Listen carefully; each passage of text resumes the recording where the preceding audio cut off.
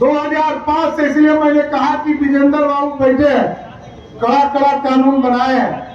पहले speedy trial चलाया, अब जो है माफियाओं के खिलाफ कार्रवाई होगी।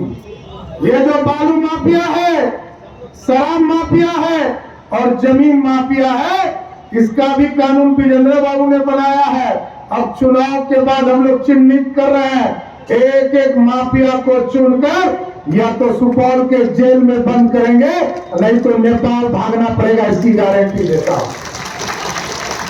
कोई बच नहीं सकता है साथियों। बिहार में कानून का राज स्थापित करना है, गुंडा राज खत्म करना है। और ये जो कुछ लोग बीच बीच में सत्ता में आ जाते हैं ना, तो वो सत्ता को जीना हराम कर दो। अभी आप लोगों ने देखा होगा सनातन का अपमान कैसा हो रहा था। उनके पिताजी, जिनको सब लोगों ने मुख्यमंत्री बनाया, जनता दल, यूनाइटेड जनता दल के द्वारा, लोजपा के द्वारा रामविलास पासवान जी थे, नीतीश कुमार जी ने, और जब मुख्यमंत्री बनाया तो 15 साल तक सत्ता में रहे, एक व्यक्ति को आरक्षण नहीं मिला था। लोग रोज कहते हैं कि हमने जातीय सर्वे कराने का काम किया। उनसे पूछिएगा कि 20 जून 2022 को हम लोगों ने, एनडीए के लोगों ने जातीय सर्वे का काम शुरू कराया और जातीय जनगणना कराया। लेकिन साथियों, ये भी जानना चाहता हूं, राजद के लोग आपके गांव में आते होंगे, उनसे पूछिए कभी आरक्षण दिया है क्या? कभी दलित को आरक्षण कभी दिया? 2001 में चुनाव हुआ मुखिया जिला परिषद का, ना दलित को आरक्षण था, ना अति पिछड़े को आरक्षण था। ना 2002 में नगर निकाय का चुनाव हुआ, ना दलित समाज को आरक्षण था, ना अति पिछड़े समाज को आरक्षण था।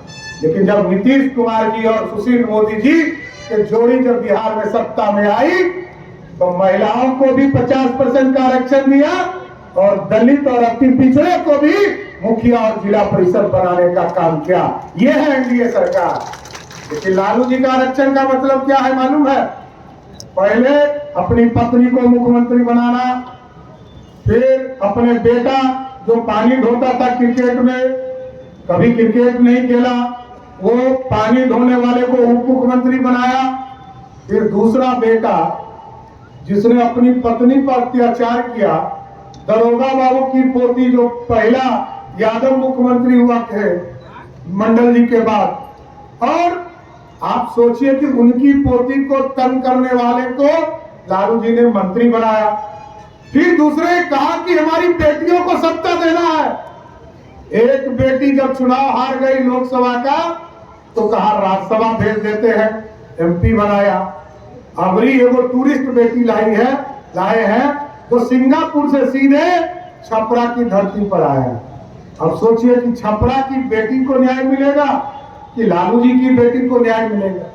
लेकिन साथियों, मैं आपसे यही आग्रह करूंगा, ये दूर तो 4 हो गया। आरक्षण के मामले में पत्नी को, बेटा को, बेटी को, लेकिन अब सोचिए जो 5 गो बहन बेटी बच गई है, उसको विधानसभा का टिकट कब देंगे? तब तक हम लोग बोलते रहेंगे कि 5 गो बेटी और में बची है भाई। तो लालू जी का मतलब है अपना परिवार, और अपने परिवार के लिए आरक्षण है, किसी गरीब के लिए आरक्षण नहीं है। साथ एकदम नौजवान साथियों पे फिक्र रहिए। यहाँ हमारे सभी वरिष्ठ मंत्री आपके बीच में है, हमारे नीरज बबलू जी, नीतीश मिश्रा जी, शीला मंडल जी, रत्नेश सदा जी, सभी लोग, और आदरणीय विजेंद्र बाबू का आशीर्वाद सबको मिलता रहता।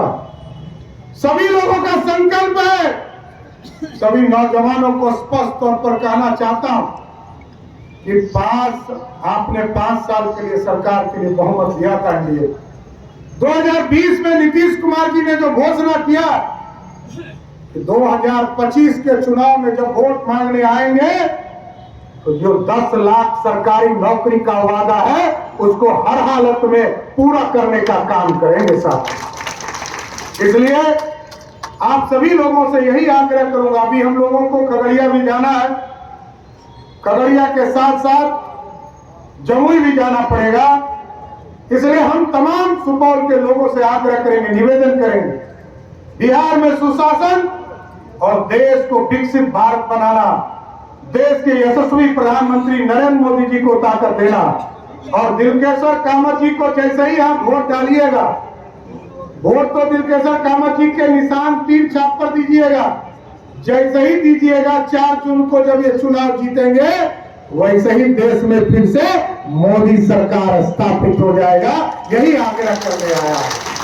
और ये मोदी और नीतीश की जोड़ी बिहार के विकास के लिए डबल इंजन की सरकार है। और आदरणीय विजेंद्र बाबू से इसलिए विशेष प्रेम रहता है साहब, इनका डांट भी हम लोग खाते रहते हैं। मैं उप मुख्यमंत्री हूं, लेकिन डांट इनका सुनना पड़ता है। और कई चीजों में मैं जब नगर विकास मंत्री भी रहा, कृषि मंत्री रहा, पंचायती राज मंत्री रहा, तो आपके इलाके की चिंता जितना ये करते हैं, बहुत कम ही विधायक मिलेंगे जो चिंता करते हैं। और सही नीरज बबलू जी रोज झगड़ा करते हैं।